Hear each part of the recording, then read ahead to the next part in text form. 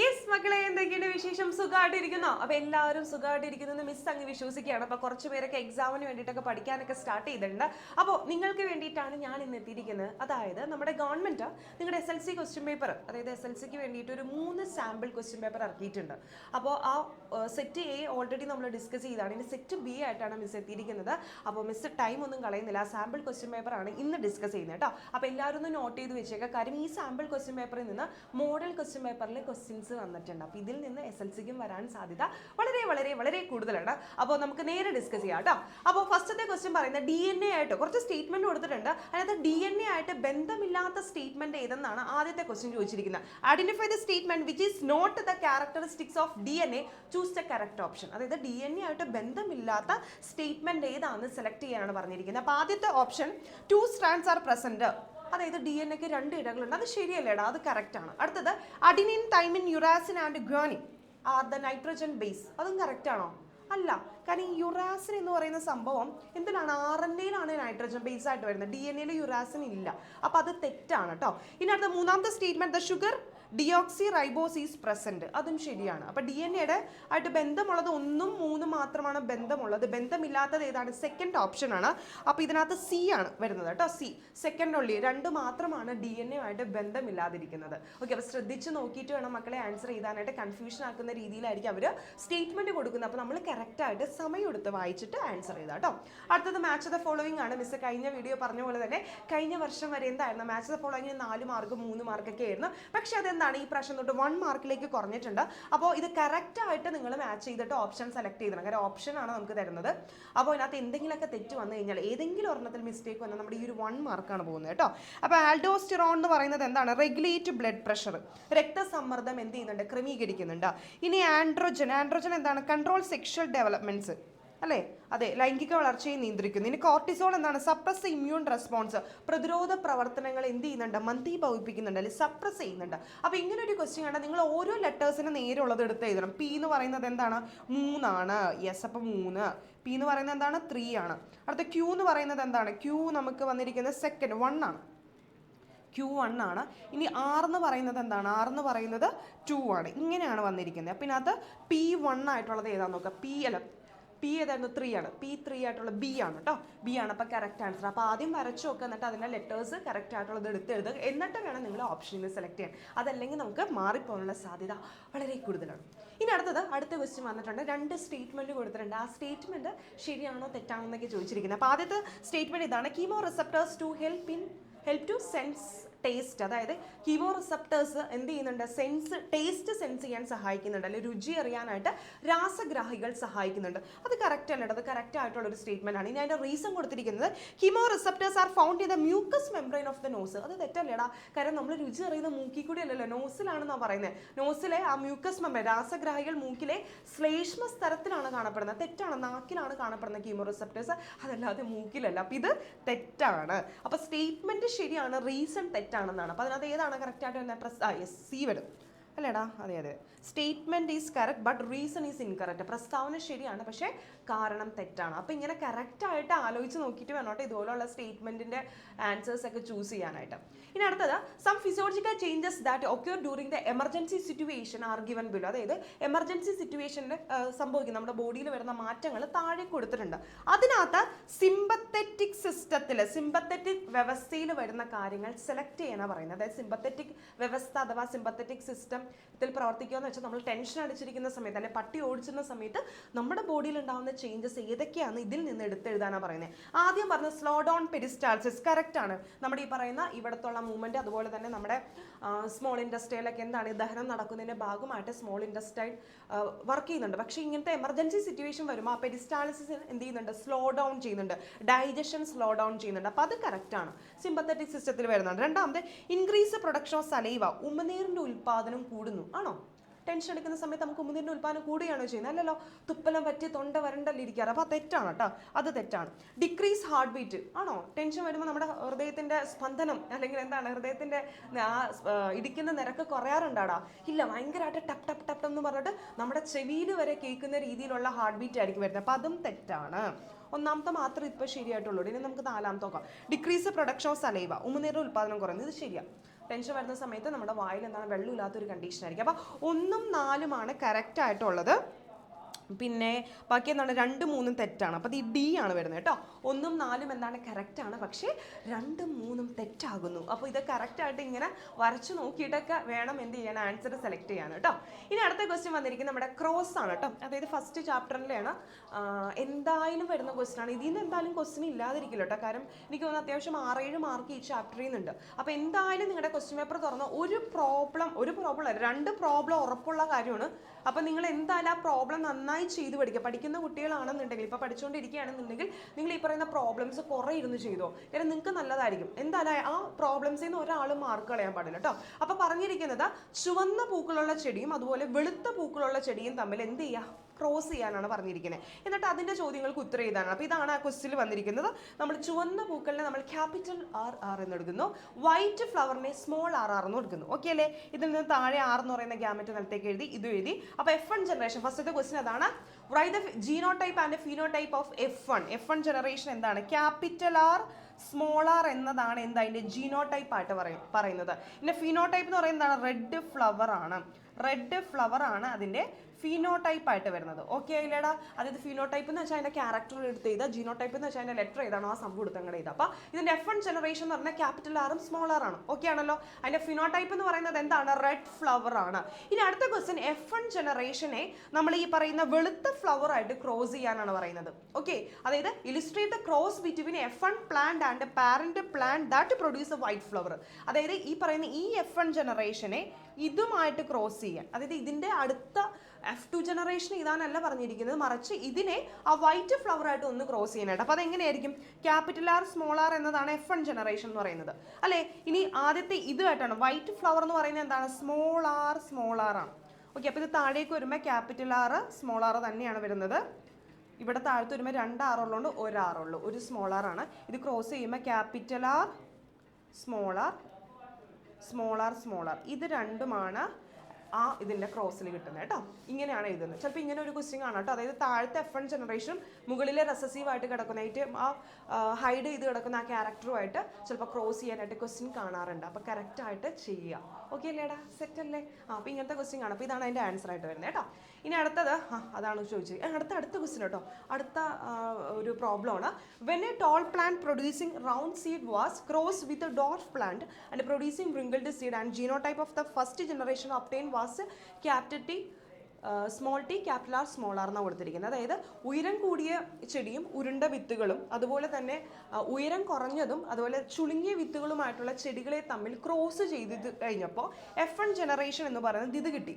അതായത് നമുക്കൊന്ന് എഴുതി നോക്കാം. അതായത് ടോൾ പ്ലാന്റ് ക്യാപിറ്റൽ ടിയും അതുപോലെ തന്നെ റൗണ്ട് വിത്തുള്ള ക്യാപിറ്റൽ ആറും ഈ പ്ലാന്റും അതുപോലെ തന്നെ പൊക്കം കറഞ്ഞ സ്മോൾ ടി അതുപോലെ ചുരുണ്ട വിത്ത് അതായത് ചുളുങ്ങിയ വിത്ത് അത് തമ്മിൽ ക്രോസ് ചെയ്ത് കഴിഞ്ഞപ്പോൾ എന്ത് കിട്ടി? Capital T capital R small R കിട്ടിയെന്നാണ് ഇവർ പറഞ്ഞിരിക്കുന്നത്. കണ്ടോ, ഇവിടെ ഇങ്ങനെ ഒരു സംഭവം കിട്ടിയെന്ന് പറഞ്ഞു. ഇത് ഓൾറെഡി ക്വസ്റ്റ്യൻ, ഈ ഒരു പ്രോബ്ലം ഓൾറെഡി ക്വസ്റ്റ്യനിൽ കൊടുത്തിട്ടുണ്ട്. ഇനി നമ്മളോടുള്ള ചോദ്യം എന്താണെന്ന് വെച്ചാൽ ഇതിനകത്ത് ഈ സസ്യത്തെ സെൽഫ് പോളിനേഷൻ ചെയ്ത് കഴിഞ്ഞാൽ ഉണ്ടാകുന്ന ഗ്യാമേറ്റുകൾ ഏതാണ്? ഇതിനെ ഇതുകൊണ്ട് തന്നെ സെൽഫ് പോളിനേഷൻ ചെയ്ത് കഴിഞ്ഞാൽ എന്തൊക്കെ ഗ്യാമേറ്റ് ഉണ്ടാകും? എന്തൊക്കെ ഗ്യാമേറ്റ് ആയിരിക്കും അവിടെ ഉണ്ടാകുന്നത്? അതായത് ക്യാപിറ്റൽ ഇപ്പുറത്തെ പേജിൽ എഴുതാം കേട്ടോ. Capital T small T capital R small R ഇതിനുണ്ടാവുന്ന ഗ്യാമേറ്റുകൾ capital T capital R capital T small R capital small T capital R small T small R ഇങ്ങനെ 4 ഗ്യാമേറ്റുകളാണ് ഉണ്ടാകുന്നത്. അതായത് ക്രോസ് ചെയ്തതിനുള്ള ആൻസർ ആണ് കേട്ടോ. അപ്പോൾ ഇതുപോലെയാണ് ഇതിൻ്റെ ആൻസർ വരേണ്ടത്. ഓക്കെ, ഇനി രണ്ടാമത്തെ ക്വസ്റ്റ്യൻസ്. ഇനി ഈ പറയുന്ന ആദ്യത്തെ ഈ F1 ജനറേഷനിൽ നിന്ന് സെക്കൻഡ് ജനറേഷനിലേക്ക് വരുമ്പോൾ എന്തൊക്കെ പുതിയ വ്യത്യസ്തമായിരിക്കുന്ന കാര്യങ്ങളാണ് കാണപ്പെടുന്നത്? അതായത് ആദ്യത്തെ ജനറേഷനിൽ ഉണ്ടായിരുന്ന എന്താണ്? പൊക്കം കൂടിയതും ഉരുണ്ട വിത്തുള്ളതായിരുന്നു, പൊക്കം കുറഞ്ഞതും ചുളുങ്ങിയ വിത്തുള്ളതായിരുന്നു. പക്ഷേ F2 ജനറേഷനിലേക്ക് വരുമ്പോൾ എന്താണ്? ടോൾ പ്ലാന്റ് വിത്ത് എന്തുണ്ടാവും? wrinkled seed അതായത് ചുളുങ്ങിയ വിത്തുള്ള പ്ലാന്റ് ഉണ്ടാവും. ഓക്കെ, ഇതൊരു വേറെ അതായത് മാതൃസസ്യത്തിൽ ഉണ്ടാവാത്തൊരു ക്യാരക്ടർ ആയിരുന്നു. അതായത് വലിയ പൊക്കമുള്ള പ്ലാന്റും അതുപോലെ അതിൻ്റെ വിത്തുകൾ എന്താണ്? ചുളുങ്ങിയതും ആയിരിക്കും. രണ്ടാമത് ഡോർഫ് ആയിരിക്കുന്ന പ്ലാന്റും പൊക്കം കുറഞ്ഞ പ്ലാന്റും അതുപോലെ തന്നെ നല്ല റൗണ്ട് സീഡുള്ള വിത്തും ഉണ്ടാവും. ഇതെന്താണ്? പാരന്റ് പ്ലാന്റിൽ നിന്ന് വ്യത്യസ്തമായിട്ട് F2 ജനറേഷനിൽ എക്സ്പ്രസ് ചെയ്യുന്ന ഒരു ഫിനോടൈപ്പാണ് കേട്ടോ. അപ്പോൾ ഇങ്ങനെയാണ് അതിൻ്റെ ആൻസർ വന്നത്. അപ്പോൾ ഈ ഒരു പ്രോബ്ലം പല രീതിയിൽ ചോദിക്കുക. അപ്പോൾ നിങ്ങൾ ഓരോ പ്രോബ്ലംസും എഴുതി പഠിക്കുക. അതിനകത്ത് എങ്ങനെയൊക്കെ ക്വസ്റ്റ്യൻസ് വരാം എന്നുള്ളത് ചിന്തിച്ചിട്ട് ഓരോ ആൻസേഴ്സും സ്വയം കണ്ടെത്താനായിട്ട് ശ്രമിക്കുക കേട്ടോ. ഓക്കെ, അത് ഇമ്പോർട്ടൻ്റ് ആണ്. പ്രോബ്ലം ഇല്ലാത്ത ഒരു ക്വസ്റ്റ്യൻ പേപ്പർ ബയോളജി, അതായത് SLCയുടെ ബയോളജി ക്വസ്റ്റ്യൻ പേപ്പർ എടുത്തു കഴിഞ്ഞാൽ ആ ഒരു ചരിത്രം തന്നെ എടുത്തു കഴിഞ്ഞിട്ടുണ്ടെങ്കിൽ അതിനകത്ത് പ്രോബ്ലം ഇല്ലാത്ത ഒരൊറ്റ ക്വസ്റ്റ്യൻ പേപ്പറും ഇല്ലട്ടോ മക്കളെ. അപ്പോൾ ഷുവറാണ്, നിങ്ങൾ എന്തായാലും പഠിച്ചു വെച്ചേക്കാം കേട്ടോ. അടുത്ത ക്വസ്റ്റ്യൻ, അടുത്ത ഡാർവിൻ തിയറി ആണ് കേട്ടോ. ഡാർവിൻ തിയറി ഇമ്പോർട്ടൻ്റ് ആയിട്ടുള്ളൊരു ക്വസ്റ്റ്യൻ ആണ്. അതായത് കൊടുത്തിരിക്കുന്നത് variation in the beaks of finches in the Galapagos Island result in their survival. അതായത് ഒരു ഗാലപ്പോസ് ദ്വീപ സമൂഹത്തിലെ കുരുവികൾ കൊക്കിന്റെ വൈവിധ്യം കൊണ്ടാണ് അവരുടെ അതിജീവനത്തിന് കാരണമായത്. ശരിയാണത്. കാര്യം ഈ പറയുന്ന പ്രാണികളെ തിന്നുന്ന കുരുവി ആയിക്കോട്ടെ, അല്ലെങ്കിൽ പഴങ്ങൾ തിന്നുന്ന കുരുവി ആയിക്കോട്ടെ, അല്ലെങ്കിൽ സീഡുകൾ വിത്തുകൾ തിന്നുന്ന കുരുവികളായിക്കോട്ടെ, അവയുടെ ഈ പറയുന്ന കൊക്കിൽ അല്ലെങ്കിൽ അവരുടെ ആ ചുണ്ടുകളിൽ ബീക്കിൽ എന്തുണ്ട്, വ്യത്യസ്തതയുണ്ട്. ഈ വ്യത്യസ്തത കൊണ്ടാണ് അവർ അവിടെ സർവൈവ് ചെയ്തു പോകുന്നത്. അതല്ലാത്ത പക്ഷം എന്താണ്, അവ നശിച്ചു പോകാനുള്ള സാധ്യത വളരെ കൂടുതലാണ്.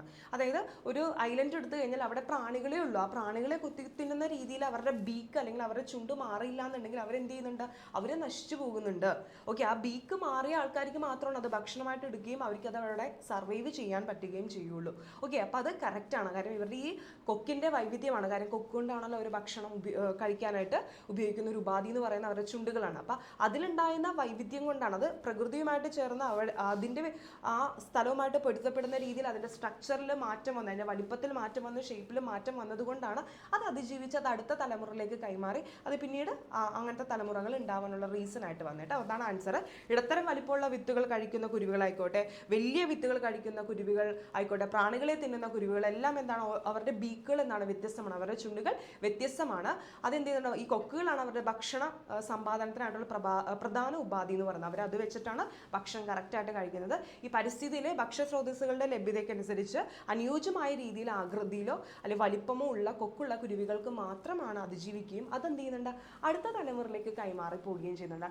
അതല്ലാതെ ആ രീതിയിൽ ബീക്ക് മാറിയില്ല എന്നുണ്ടെങ്കിൽ എന്താണ്, അവർക്ക് അതിജീവിക്കാൻ പറ്റില്ല, അവർ നശിച്ചു പോകുന്നു. അപ്പോൾ അവർക്ക് അടുത്ത തലമുറ നെക്സ്റ്റ് ജനറേഷൻ ഉണ്ടാകുന്നില്ല. ഓക്കെ, ഇനി അടുത്തത് പ്ലാന്റ് ഹോർമോണിൽ നിന്നുള്ള ക്വസ്റ്റൻ ഉണ്ടോ. പ്ലാന്റ് ഹോർമോണിൽ നിന്ന് എന്തായാലും ഒരു ക്വസ്റ്റ്യൻ ഉണ്ടാകും. 1 മാർക്കോ 2 മാർക്കോ അല്ലെങ്കിൽ 3 മാർക്കോ മാക്സിമം അതിൽ നിന്ന് വരാനുള്ള സാധ്യതയുണ്ട്. അപ്പോൾ പ്ലാന്റ് ഹോർമോൺ സ്കിപ്പ് ചെയ്യണ്ട കേട്ടോ. ചിലപ്പോൾ നമുക്ക് 1 മാർക്കല്ലേ അല്ലെ 2 മാർക്കല്ലേ എന്നൊക്കെ വെച്ച് പഠിക്കാതിരുന്നതിന് നമ്മുടെ A+ ആണ് കേട്ടോ പോകുന്നത്. അതുകൊണ്ട് പ്ലാന്റ് ഹോർമോൺ എന്തായാലും പഠിച്ചിരിക്കുക. അപ്പോൾ ഇപ്പോൾ ഒരു പിക്ചർ തന്നിട്ടുണ്ട്. ഈ രീതിയിൽ പിക്ചർ വെച്ച് ചോദിക്കാൻ സാധ്യത വളരെ കൂടുതലാണ്. കാരണം ഇങ്ങനത്തെ രീതിയിലുള്ള ഈ പിക്ചർ വെച്ചിട്ടുള്ള കാര്യങ്ങൾ പുതിയതായിട്ട് ആഡ് ചെയ്തതാണ്. കഴിഞ്ഞ വർഷം വരെ സിലബസിൽ പ്ലാന്റ് ഹോർമോൺസ് ഇങ്ങനെയല്ലായിരുന്നു. അപ്പോൾ അതുകൊണ്ട് തന്നെ ഈ പിക്ചർ വെച്ചിട്ട് ചോദിക്കാനുള്ള സാധ്യത വളരെ കൂടുതലാണ്. അപ്പോൾ ഒന്ന് നോട്ട് ചെയ്ത് വെച്ചേക്കാം കേട്ടോ. അപ്പോൾ എന്താണ്, ജിബെർലിൻസിനെ കുറിച്ച് പറഞ്ഞിട്ടുണ്ട്. അതുപോലെ സൈറ്റോകൈൻ, ഈ ഒരു കണ്ടീഷൻ അല്ലെങ്കിൽ ഈ ഒരു സമയത്ത് എന്താണ് ജിബെർലിൻസിൻ്റെ പ്രാധാന്യം, എന്താണ് സൈറ്റോകൈൻ്റെ പ്രാധാന്യമാണ്. ജിബെർലിൻസ് ചെയ്യുന്നതെന്ന് വെച്ചിട്ടുണ്ടെങ്കിൽ ഈ പറയുന്ന ഈ ഒരു വിത്ത് ഇങ്ങനെ ഇരിക്കുകയാണെങ്കിൽ അതിനെ പൊട്ടാൻ, അതിൻ്റെ ഡോർമൻസി ബ്രേക്ക് ചെയ്യാനായിട്ട്, സുപ്താവസ്ഥ ഒഴിവാക്കാനായിട്ട്, അത് മാറ്റാൻ വേണ്ടി സഹായിക്കുന്ന ആരാണ്, ജിബെർലിൻസ് ആണ്. ഇനി സൈറ്റോകൈൻ ആണെങ്കിൽ ഇത് പൊട്ടിയിട്ട് എന്ത് ചെയ്യുന്നുണ്ട്, മുളച്ചു വരുന്നുണ്ട്. ഈ മുളച്ചു വരാനായിട്ട് സെൽ ഡിഫറൻസിയേഷൻ, കോശ വിഭജനം നടത്താനും അതുപോലെ തന്നെ സെൽ ഗ്രോത്തിനും വേണ്ടി സഹായിക്കുന്ന ആരാണ്, സൈറ്റോകൈൻ ആണ് കേട്ടോ. അപ്പോൾ കറക്റ്റായിട്ട് പഠിക്കുക. എല്ലാ ഘട്ടത്തിലും ഓരോരോ ഹോർമോൺസിൻ്റെ റോൾ എന്താണ്, പ്രാധാന്യം എന്താണെന്ന് ഒന്ന് നോക്കി വെച്ചേക്കാം കേട്ടോ. കാണാപ്പാടെ ആരും പഠിക്കേണ്ട, ആ പിക്ചർ നോക്കിയാൽ തന്നെ നമുക്ക് അതിൽ നിന്ന് കാര്യങ്ങൾ മനസ്സിലാവും. അപ്പോൾ അതിനനുസരിച്ച് അതിനെ കണക്ട് ചെയ്തിട്ട് ആ ഹോർമോൺസിൻ്റെ കാര്യങ്ങൾ പഠിച്ചു കഴിഞ്ഞാൽ കുറച്ചും കൂടി എളുപ്പമായിട്ട് നമുക്ക് തോന്നും കേട്ടോ. ഇനി 8ാമത്തതാണ് growth in technologies plays in the essential role in the survival of conservation of nature and its living being. അതായത് write to example of justify this statement. അതായത് സാങ്കേതികവിദ്യ നന്നായിട്ട് വളർന്നിട്ടുണ്ട്. ഇത് നമ്മുടെ പ്രകൃതിയും അതിലെ ജീവജാലങ്ങളുടെ നിലനിൽപ്പിനൊരു പങ്ക് വഹിക്കുന്നുണ്ട്. അതിൻ്റെ പ്രസ്താവന, സംരക്ഷണത്തിനെ കുറിച്ചൊരു പ്രസ്താവന എന്താണ് അനിവാര്യമായി സാങ്കേതികവിദ്യ വളരുന്നതിനനുസരിച്ച് പ്രകൃതിയുടെയും അതിലെ ജീവജാലങ്ങളുടെയും നിലനിൽപ്പിനും അതിൻ്റെ പങ്ക് പ്രസ്ഥാന സംരക്ഷണത്തിനും അനിവാര്യമായി വഹിക്കുന്നു. ഓക്കെ, അതായത് നമുക്കിടെ ഈ ഒരു 6th ചാപ്റ്ററാണെന്ന് തോന്നുന്നത്. അതിനകത്ത് ലാസ്റ്റ് സെക്ഷനിൽ പുതിയതായിട്ട് വന്നിട്ടുള്ളൊരു ടോപ്പിക്കാണ് സാങ്കേതികവിദ്യ കൂടുന്നതിനനുസരിച്ച് നമുക്ക് ഈ പറഞ്ഞ പോലെ നമ്മുടെ ബയോഡൈവേഴ്സിറ്റി കൺസർവേഷനുമായിട്ട് ബന്ധപ്പെടുത്തിയിട്ട് കുറച്ച് പോയിന്റ്സ് കൊടുത്തിട്ടുണ്ട്. 4 പോയിന്റ്സാണ് കൊടുത്തിരിക്കുന്നത്. ഒന്നാമത്തത് മറ്റേ wild animals sensor tracking sensors കൊടുത്തിട്ടുണ്ട്. പിന്നെ അതുപോലെ തന്നെ ഗ്ലോബൽ ആയിട്ടുള്ള കാര്യങ്ങൾ, അതന്നെ ഗ്ലോബൽ ബയോഡൈവേഴ്സിറ്റി ഡാറ്റ സെൻസറുകൾ, അതുപോലെ ക്രയോ പ്രിസർവേഷൻ, ബയോ റെമഡിയേഷൻ. ഇതിനകത്ത് ഏതെങ്കിലും 2 എണ്ണം എടുത്ത് ചെയ്ത് അതിന് ഉപയോഗം എടുത്തത് കേട്ടോ. അതിൽ നിന്ന് ഒരു ക്വസ്റ്റ്യൻ എന്തായാലും വന്നിരിക്കും. കാരണം അത് പുതിയതായിട്ട് ആഡ് ചെയ്തിട്ടുള്ളൊരു ടോപ്പിക്കാണ്. അപ്പോൾ അതുകൊണ്ട് തന്നെ എന്താണ് അതിൽ നിന്ന് ക്വസ്റ്റ്യൻ വരാനുള്ള സാധ്യത വളരെ വളരെ കൂടുതലാണ്. ഓക്കെ ആണല്ലോ, സെറ്റ് ആണല്ലോ. അപ്പോൾ അതിലേതെങ്കിലും 2 പോയിന്റ്, അതിൽ നിന്ന് ഓരോന്നിൻ്റെ 2 പോയിന്റുകൾ പഠിച്ചു വെച്ചോട്ടെ. 4 കൊടുത്തിരിക്കുന്നത്. ഒന്ന് വൈൽഡ് ആനിമൽസ് ട്രാക്കിംഗ് സെൻസേഴ്സ്, വന്യമൃഗ ട്രാക്കിംഗ് സെൻസറുകൾ, അതുപോലെ തന്നെ ഗ്ലോബൽ ബയോഡൈവേഴ്സിറ്റി ഡാറ്റാ സെൻസറുകൾ, ആഗോള ജൈവ വൈവിധ്യ ഡാറ്റാ സെൻസറുകൾ, അതുപോലെ ക്രയോ പ്രിസർവേഷൻ, അതുപോലെ തന്നെ ബയോ റെമഡിയേഷൻ. ഇതിനകത്ത് ഏതെങ്കിലും 4 പഠിച്ചിട്ട് അതിൻ്റെ 2 പോയിന്റ്സ് വെച്ച് പഠിച്ചു വെച്ചാൽ മതി. ഓക്കെ അല്ലേ? അത് കഴിഞ്ഞു.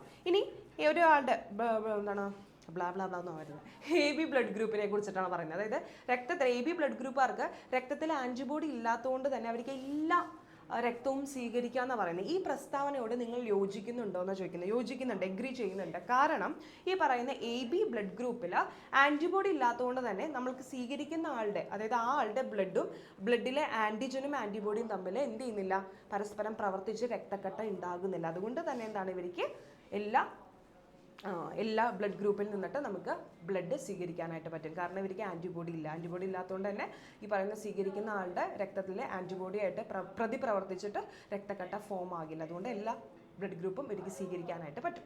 അതാണ് ആൻസർ വരുന്നത് കേട്ടോ മക്കളെ. ഈ ഒരു പിക്ചർ ഒന്ന് നോട്ട് ചെയ്ത് വെച്ചോ. ഈ പിക്ചർ തന്നിട്ടുണ്ടെങ്കിൽ അതെന്താണ്, മലമ്പനി അഥവാ മലേറിയാണ് കേട്ടോ. കൊതുകിൽ നിന്ന് വരുന്ന ഒരു അസുഖമാണ്, അതാണ് കൊടുത്തിരിക്കുന്നത്. ഒരു പിക്ചർ കൊടുത്തിട്ടുണ്ട്. Communicable diseases transmitted by the mosquito, അതായത് കൊതുക് വരുത്തുന്ന രോഗമാണെന്നാണ് അവർ ഹിന്റ് തന്നിരിക്കുന്നത്. അപ്പോൾ ഈ ഒരു ഫിഗർ തന്നിട്ടുണ്ടെങ്കിൽ അതെന്താണ്, അത് മലേറിയ അല്ലെങ്കിൽ മലമ്പനിയാണ് എന്നാണ് പറയുന്നത്. അപ്പോൾ രോഗം ഏതാണ്, മലേറിയാണ്. Write the symptoms. ഇതിൻ്റെ പ്രത്യേക സിംറ്റം എന്ന് വെച്ചാൽ തലവേദന, ഛർദി, വയറുവേദന, അതൊക്കെ നോർമൽ ആയിട്ടുള്ള സിംറ്റമാണ്. എടുത്തു പറയേണ്ട കാര്യം എന്ന് വെച്ചാൽ ഇടയ്ക്കിടക്കായിരിക്കും പനി വരുന്നത്. അതുപോലെ തന്നെ ബോഡി നന്നായിട്ട് ഷിവറയും വിറയ്ക്കും. ഓക്കെ, അതാണ് അതിൻ്റെ പ്രത്യേകത. അതായത് മറ്റേതൊക്കെ കോമൺ ആയിട്ടുള്ള സിംറ്റംസ് ആണ്. തലവേദന ആയിക്കോട്ടെ, ഛർദി ആയിക്കോട്ടെ, അതുപോലെ നമ്മുടെ മസിൽസ് ഒക്കെ വീക്ക് ആവുന്നു, പെയിന് വരുന്നതൊക്കെ, അതൊക്കെ നോർമലാണ്. ഇങ്ങനെ നമുക്ക് ഒന്ന് പെട്ടെന്ന് നോട്ട് ചെയ്യാൻ പറ്റുന്ന രീതിയിൽ നിന്നുള്ളത് ഇടയ്ക്കിടക്കായിരിക്കും പനി വരുന്നത്. അത് മാത്രമല്ല നമ്മുടെ ബോഡി നന്നായി ഷിവർ ചെയ്യുന്നുണ്ട്, വിറയ്ക്കുകയും ചെയ്യുന്നു. അതാണ് മലേറിയയുടെ സിംറ്റംസ് അഥവാ ലക്ഷണങ്ങൾ എന്ന് പറയുന്നത്. ഇനി അടുത്തത്, what precautions can be taken to prevent this diseases. അതായത് ഈ രോഗത്തെ നമുക്ക് പ്രതിരോധിക്കാൻ എന്തൊക്കെ കാര്യങ്ങൾ ശ്രദ്ധിക്കുക. ഇത് കൊതുക് വരുത്തുന്ന രോഗമല്ലേടാ, അപ്പോൾ കൊതുകിനെ ഇല്ലാതാക്കുകയാണ്. അപ്പോൾ അതാണ് മെയിനായിട്ട് നോക്കണം. കൊതുക് വളരാൻ സാധ്യതയുള്ള സ്ഥലങ്ങളൊക്കെ ഒഴിവാക്കുക. വെള്ളം കെട്ടി നിൽക്കുന്ന സാഹചര്യങ്ങളൊക്കെ എന്ത് ചെയ്യുക, അതൊക്കെ മാറ്റുക. നമ്മുടെ വീടും പരിസരവും നല്ല വൃത്തിയായിട്ട് സൂക്ഷിക്കുക. ഇതൊക്കെയാണ് നമുക്ക് ചെയ്യാൻ പറ്റുന്ന കാര്യം എന്ന് പറയുന്നത്. ഇനി അടുത്തത് ഒരു പിക്ചർ കൊടുത്തിട്ടുണ്ട്. ഈ പിക്ചർ എന്താടാ, അതായത് ഹീമോഫീലിയാണ് അല്ലേ. ചെറിയ മുറിവിൽ നിന്ന് പോലും അമിതമായിട്ട് രക്തസ്രാവം ഉണ്ടാകാൻ കാരണമായിരിക്കുന്ന രോഗം ചിത്രീകരിച്ചിട്ടുണ്ട്. അപ്പോൾ ഈ ചിത്രീകരണം നിരീക്ഷിച്ചിട്ട് ക്വസ്റ്റ്യൻസ് എഴുതാനാണ് പറഞ്ഞിരിക്കുന്നത്. ഈ രോഗത്തിന്റെ പേരെന്താണ്, ഡിസീസസിന്റെ പേര് ഹീമോഫീലിയ എന്നാണ്. What is a cause of this diseases. ഈ രോഗത്തിന്റെ കാരണം എന്താണെന്ന് ചോദിച്ചിട്ടുണ്ട്. കാരണം എന്താണ്, രക്തം കട്ടപിടിക്കാനുള്ള ആ പ്രോട്ടീനുകളെ ഉൽപ്പാദിപ്പിക്കുന്ന ജീനിന്റെ ഡിഫക്റ്റ്, തകരാറ് മൂലമാണ് ഹീമോഫീലിയ എന്ന് പറയുന്ന കണ്ടീഷൻ ഉണ്ടാവുന്നത്. മക്കളെ, അടുത്തൊരു ഇമ്പോർട്ടൻറ്റ് ക്വസ്റ്റ്യൻ ആണ്. Suggest any one method treatment for this diseases.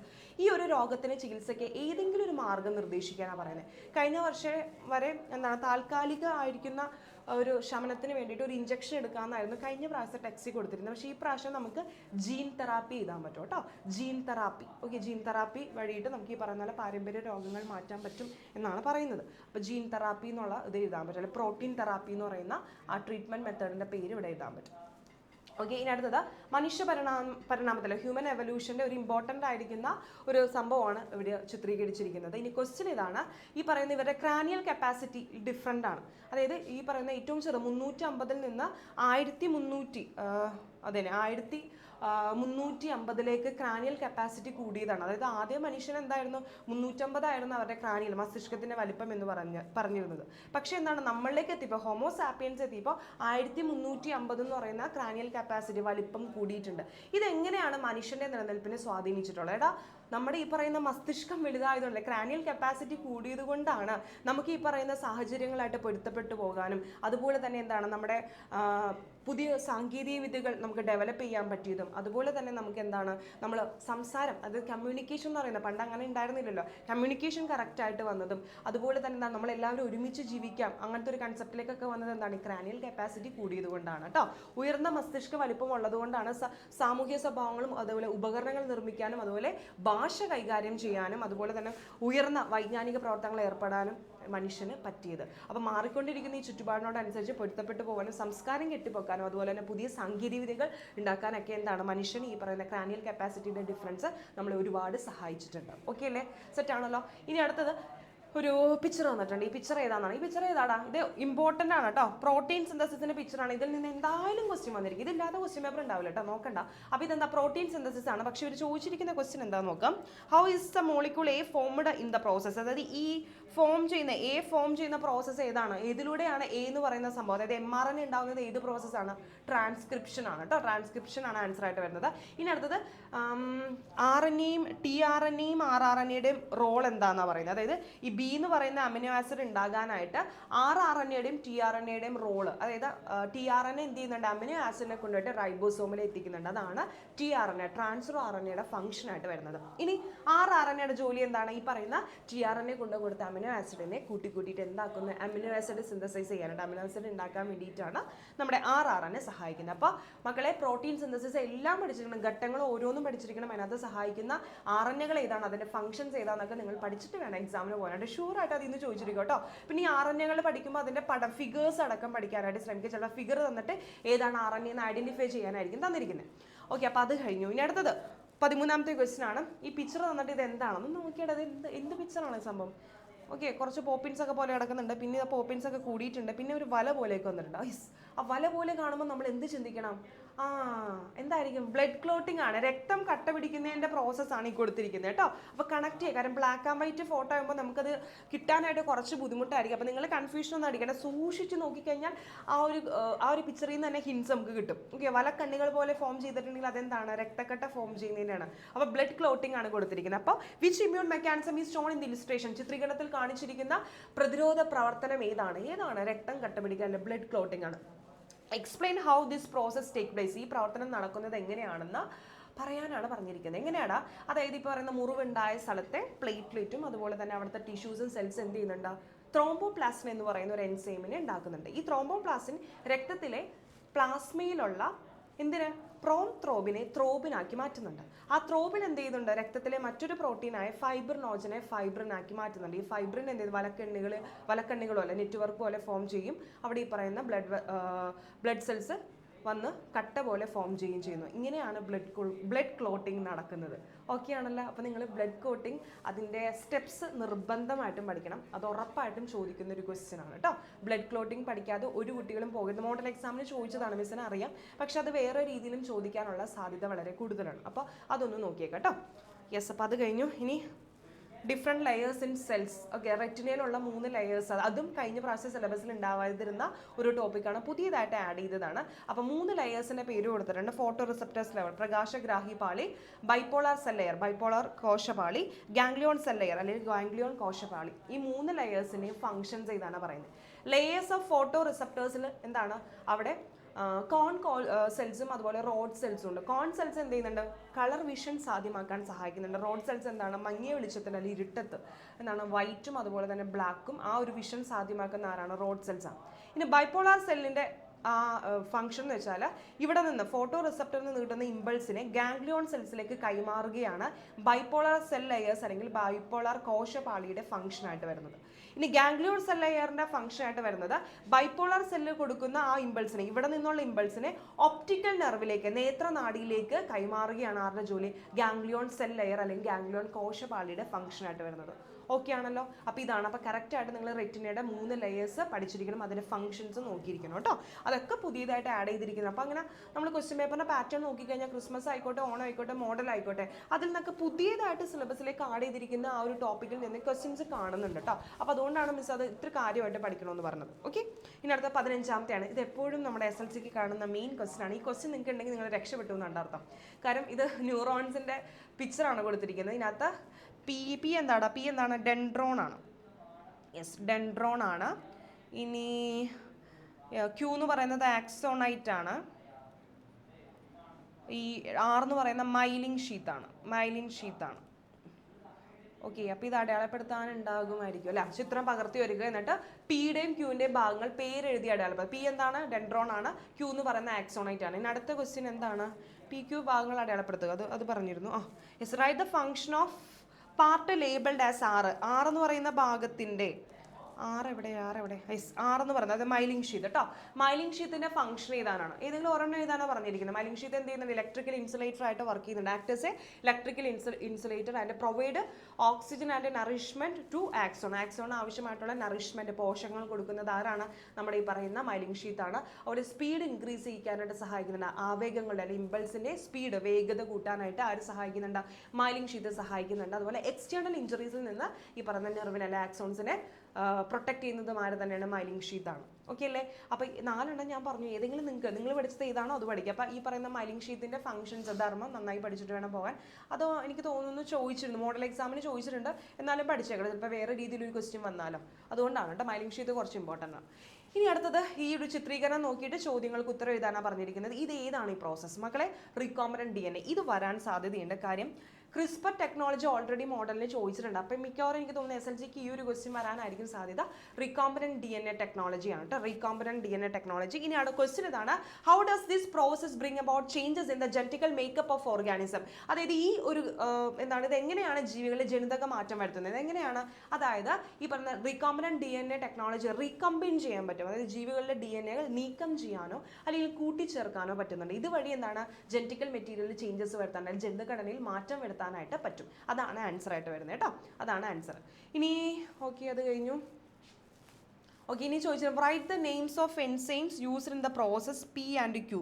അത് PQ പ്രക്രിയയിൽ ഉപയോഗിക്കുന്ന എൻസൈംസിന്റെ പേരാണ്. P എന്ന് വെച്ചാൽ ഒട്ടിക്കുന്നതാണ്, അപ്പോൾ എന്താണ്, ലിഗേസ് ആണ് അതിൽ ഉപയോഗിക്കുന്ന എൻസൈം. Q എന്ന് പറയുന്ന മുറിക്കലാണ്. അപ്പോൾ മുറിക്കുന്നത് എന്താണ്, റെസ്ട്രിക്ഷൻ എൻഡോന്യൂക്ലിയസ് എന്ന് പറയുന്ന ആ എൻസൈം വെച്ചിട്ടാണ് എന്ത് ചെയ്യുന്നത്, മുറിക്കുന്നത്. സിസേഴ്സ് എന്ന് പറയുന്നത് റെസ്ട്രിക്ഷൻ എൻഡോന്യൂക്ലിയസും ഗ്ലൂ എന്ന് പറയുന്നത് ലിഗേസുമാണ്.